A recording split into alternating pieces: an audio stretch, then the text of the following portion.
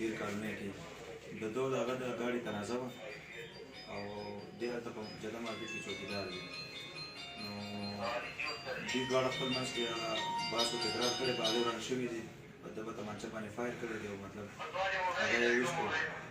هغه یې لارې ته لاړ، هلته کې بیا بعد د دغه نه مطلب وفات شو او ده به زموږ ټوله شپه بېګا به ډېر کارونه یې کوي. حتی محمد ګاډي به دا ساجد خان دی، دا د دوی ټولو ټیم ورک و، د هغې په مناسبت سره مطلب دا دی چې د 1000 روپۍ انعام پوه شوې او ته به یې ما نه وایې، زه به هېڅ صاحب نه وایم.